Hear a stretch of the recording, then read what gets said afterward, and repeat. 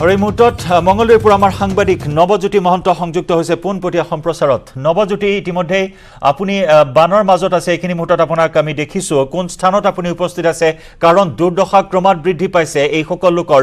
5টাকৈ স্থানত মথাউৰি ছিগিছে দৰং জিলাত। গতিকে এই মুহূৰ্তত কেনেকুৱা খবৰ আছে আপোনাৰ হাতত? কিমান গাঁও প্লাবিত হৈছে? কিমান লোক বৰ্তমান জলবন্দী হৈ আছে? অনিশ্চয় জয়ন্ত, আচলতে ভয়াবহ পৰিৱেশৰ সৃষ্টি হৈছে দৰং জিলা এতিয়া, আৰু প্ৰতিখন গাঁও প্ৰায়সমূহ গাঁও এতিয়া বানৰ কবলত। মই উপস্থিত মঙ্গলদৈৰ আৰেং গাঁৱত, আৰু আৰেং গাঁৱত এতিয়া দেখিবলৈ পোৱা গৈছে SDRF NDRF বাহিনীয়ে উদ্ধাৰ অভিযান অব্যাহত ৰাখিছে। বহু লোক এতিয়াও কিন্তু আবদ্ধ হৈ আছে, যথেষ্ট বয়োজ্যেষ্ঠ লোকে হওক বা যিসকল লোক তেওঁলোক কিন্তু আবদ্ধ হৈ থকা দেখিবলৈ পোৱা গৈছে। দেখুৱাব এগৰাকী আইতা, তেওঁ আবদ্ধ হৈ আছিলে, এতিয়া SDRFৰ ফালৰ পৰা তেওঁক উদ্ধাৰ কৰি অনা হৈছে। আৰেং গাঁৱৰ দৃশ্য, আৰু আৰেং গাঁও নহয়, দৰঙৰ প্ৰায় শ গাঁও, প্ৰায়সমূহ গাঁৱে এতিয়া বানৰ কবলত পৰিছে, আৰু বানৰ কবলত পৰাৰ ফলত হাহাকাৰ অৱস্থাৰ সৃষ্টি হৈছে। আৰু উল্লেখ কৰিব লাগিব যে সাতলা নদী বাঢ়নি পানীয়ে মথাউৰি ছিঙাৰ লগে লগে কেইবাখনো গাঁও প্লাবিত কৰিছিল। লগতে মঙ্গলদৈ নদী, বেগা নদী, এইসমূহ নদী পানী বঢ়াৰ লগে লগে নিকটৱৰ্তী যিসমূহ গাঁও আছে সেইসমূহ এতিয়া বানৰ কবলত পৰিছে। আৰু উল্লেখ কৰিব লাগিব যে মঙ্গলদৈ চহৰ প্ৰতিটো ৱাৰ্ড বানৰ কবলত পৰিছে। কিমান গাঁও হ'ব পাৰে বানৰ কবলত পৰা? প্ৰায় 20-25খনমান গাঁও বানৰ তলত আছে এতিয়া বৰ্তমান। আমি সকলো জেগাতে গৈ আছো, যিমান পাৰো আমাৰ SDRF বাহিনী আছে, প্ৰশাসনে যিমান পাৰে সহায় কৰিছে। আমি স্থানীয় লোকসকলেও তেওঁলোকক সহযোগ কৰি মানুহসকলক উদ্ধাৰ কৰাত আমি ব্যস্ত আছো। মঙ্গলদৈৰ কথা যদি কওঁ, মঙ্গলদৈ নিকটৱৰ্তী প্ৰায় 20-25খন গাঁও আছে। অন্যথা আমি ক'ব লাগিব যে চিপাঝাৰ দলগাঁওকে ধৰি কেইবাটাও ৰাজচক্ৰৰ অন্তৰ্গত গাঁওসমূহ কিন্তু বানৰ কবলত এতিয়াও আছে। পৰিৱেশটো দেখুৱাইছো, ৰেস্কিউ কৰি থকা হৈছে SDRF বাহিনীৰ যি টীম, এই টীমে গৈ উদ্ধাৰ অভিযান কৰিছে। আৰু দেখুৱাইছো যিসমূহ লোকক এতিয়াও উলিয়াব পৰা নাই, সেইসমূহ লোকক উলিয়াব অনাৰ কাৰণে এই SDRF লোকসকলে প্ৰতিখন গাঁৱত গৈ উদ্ধাৰ অভিযান অব্যাহত ৰাখিছে। আৰু মঙ্গলদৈ যি গাঁওসমূহে নহয়, চহৰসমূহতো কিন্তু এই ভয়াবহ পৰিৱেশৰ সৃষ্টি হৈছে। বেগা নদী আৰু মঙ্গলদৈ নদী একাকাৰ হৈ পৰিছে। বেগা নদীৰ পানী মঙ্গলদৈ নদীৰ পানী সমান হৈ পৰিছে, যাৰ কাৰণে এইসমূহ গাঁও বানৰ কবলত পৰিছে। আৰু দেখুৱাইছে এইসমূহ গাঁও এতিয়া এই ধৰণে বানপানীৰ কবলত। যিহেতু SDRF লোকসকল আছে, আমি কথা পাতিছোঁ। আপোনালোক ক'ত গৈছে আৰু উদ্ধাৰ কৰিবৰ কাৰণে?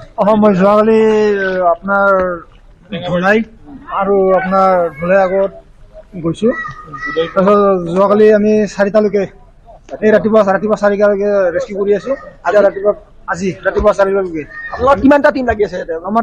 আমাৰ বৰ্তমান 4টা টীম লাগি আছে। ক'ত এই ন অঞ্চলত লাগি আছে, এই দৰং ডিষ্ট্ৰিক্টত। আমি এটা কথা উল্লেখ কৰিব লাগিব জয়ন্ত, দৰ্শকসকলৰ কাৰণে। দৰঙৰ যি পাথৰিঘাট, চিপাঝাৰ, দলগাঁও এই অঞ্চলত যি SDRFৰ যি টীম, এই টীম এটা টীম তেওঁলোকক দিয়া হৈছে। সেই টীমে এই উদ্ধাৰ অভিযান অব্যাহত ৰাখিছে। আমি এখন ঘৰৰ পৰিয়াল আবদ্ধ হৈ আছে, সেই আবদ্ধ হোৱা পৰিয়ালটো উদ্ধাৰ কৰিবৰ কাৰণে SDRFৰ লগত আমি আছোঁ, আৰু আমি এই উদ্ধাৰ অভিযানৰ লগত সহযোগ কৰিছোঁ। আমি যিসমূহ লোক আবদ্ধ হৈ আছে সেইসকল লোকক উদ্ধাৰ কৰাৰ কাৰণে SDRFৰ লগতে উল্লেখ কৰিবলৈ গাঁৱৰ লোকসকলে কিন্তু যথেষ্ট কষ্ট কৰিছে। আপোনালোকৰ কিমান পৰিয়াল হ'ব পাৰে আপোনালোকৰ গাঁওখনত? আমাৰ গাঁওখনত বৰ্তমান 101 ঘৰ পৰিয়াল আছে। মানে জীৱনত প্ৰথম এনেকুৱা বানপানী দেখা পাইছে। বেগা নদী, মঙ্গলদৈ নদী একেলগে হৈ গৈছে। ইয়াতে আৰু বাদিচুক বুলি এখন জেগা আছে, তাতেতো আৰু ভয়ানক পৰিস্থিতি আছে, মানুহ খাব পৰা নাই। নিশ্চয়কৈ জয়ন্ত, এই ধৰণৰ পৰিৱেশ চাওক, এই ধৰণৰ পৰিৱেশ। ঘৰৰ ভিতৰত এবুকু পানী, ঘৰৰ বাহিৰৰ তলত এবুকু পানী, এই ধৰণে উদ্ধাৰ কৰিব লগা হৈছে SDRF বাহিনী। আৰু দেখুৱাইছোঁ এইসকল লোকে এই ধৰণে ভয়াৱহভাৱে তেওঁলোকে যাত্ৰা কৰিছে। খাবলৈ কিন্তু একো নাই, হাহাকাৰ অৱস্থাৰ সৃষ্টি হৈছে। জিলা প্ৰশাসনৰ ফালৰ পৰা এতিয়ালৈ কিন্তু খাদ্য সামগ্ৰী কিন্তু যোগান ধৰা নাই, যাক লৈ কিছু লোক ক্ষোভিত হৈ পৰিছে। লগতে SDRF লোকসকলে কিন্তু উদ্ধাৰ অভিযান অব্যাহত ৰাখিছে। আমি এখন ঘৰত গৈ আছোঁ, যিখন ঘৰত আবদ্ধ হৈ আছে কেইবাটাও পৰিয়াল, সেইসকল পৰিয়ালক উদ্ধাৰ অভিযানৰ কাৰণে আমি SDRFৰ লগত আমি আছোঁ।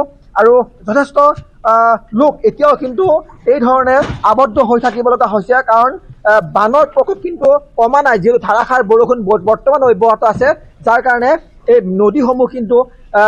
নদীসমূহৰ যি পানী এতিয়াও বাঢ়ি আছে।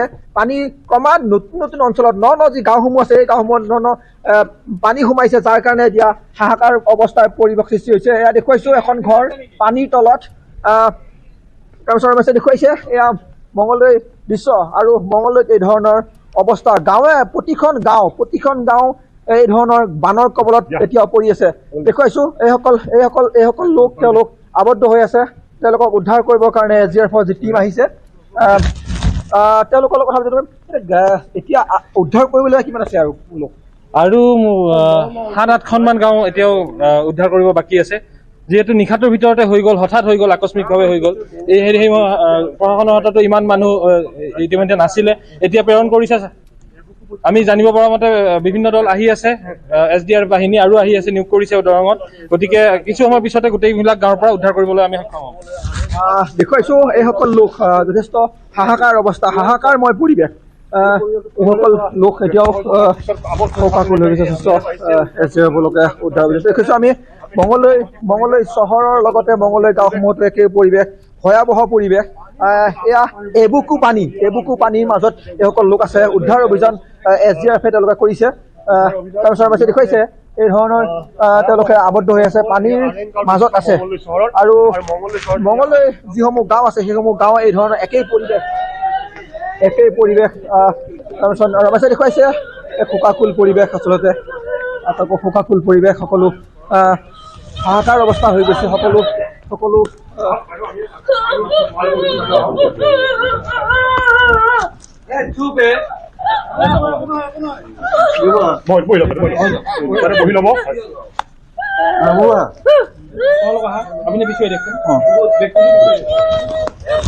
দেখুৱাইছো আচলতে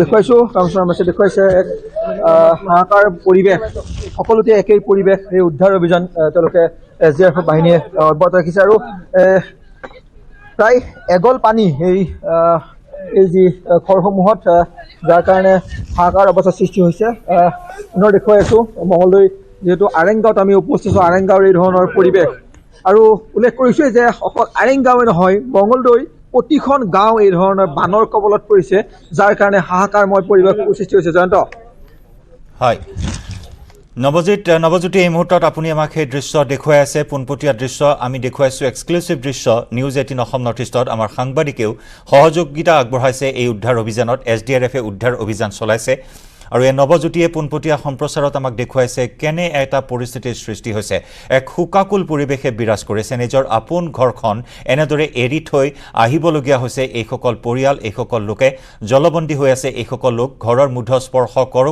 অৱস্থা বানে আৰু এনেকুৱা এটা পৰিস্থিতিৰ মাজত নিজৰ ঘৰখন এৰি আহিবলগীয়া হৈছে আপোন ঘৰখন এৰি কিমান দিন কোট সময় তেওঁলোকে পাৰ কৰিব লাগিব তাৰ কোনো ঠিকনা নাই আশ্ৰয় শিবিৰৰ ব্যৱস্থা কৰা হৈছে আশ্ৰয় শিবিৰতো দুৰ্বিষহ সময় তেওঁলোকে পাৰ কৰিব লাগিব তীব্ৰ খাদ্য সংকটে দেখা দিছে এইসকল ভুক্তভোগীয়ে জানে তেওঁলোকৰ বেদনা কিমান গধুৰ বেদনা তেওঁলোকৰ মনত এইখিনি মুহূৰ্তত কাৰণ আপোন ঘৰখন এৰি তেওঁলোকে যাবলগীয়া হৈছে আশ্ৰয় শিবিৰলৈ বুলি উদ্ধাৰ অভিযান এনেদৰে চলাই থকা হৈছে কিন্তু প্ৰশাসনে যি ধৰণৰ সাহায্য সামগ্ৰী বিতৰণ কৰিব লাগিছিল তাত বৃহৎ সুৰুঙা আছে এই কথা ইতিমধ্যেই ভুক্তভোগী বানাক্ৰান্তই আমাক জনাইছে এয়া চাওক আমাৰ সাংবাদিক নৱজ্যোতিয়ে পোনপটীয়াকৈ দেখুৱাই থকা দৃশ্য হয় নৱজ্যোতি কি ক'ব তেওঁলোকে কিমান সময় ধৰি আবদ্ধ হৈ আছিল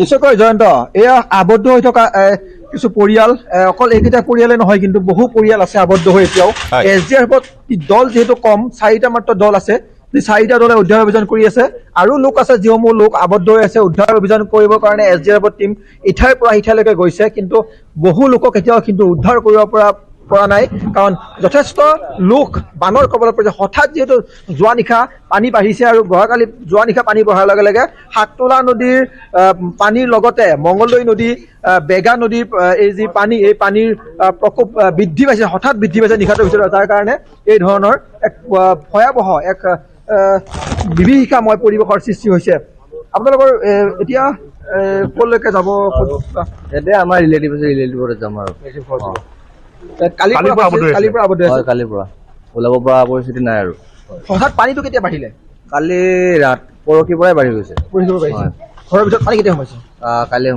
কালি সোমাইছে বস্তু কিবা থাকিল বস্তু থাকি গ'ল কিবা কিবি চব বস্তু থাকিল সকলো বস্তু এৰি ঘৰ এৰি আহিব লগা অৱস্থা সৃষ্টি হৈছে জয়ন্ত নিশ্চয় নৱজ্যোতি এই মুহূৰ্তত আমি বিদায় জনাম আপোনাক আপুনি যিহেতু উদ্ধাৰ অভিযানত আছে আমি পৰৱৰ্তী সময়ত পুনৰ সংযুক্ত হ'ম আপোনাৰ সৈতে আৰু সেই দৃশ্য আপোনালোকক দেখুৱাম আৰু এয়াই হৈছে বানৰ ভয়াৱহতা